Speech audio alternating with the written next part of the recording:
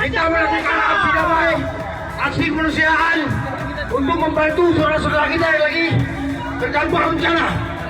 Tapi realita kita lihat di lapangan, hari ini hanya yang bertanggung jawab di Aceh. Apakah TNI, apakah Basarnas, apakah Gubernur, apakah Bupati?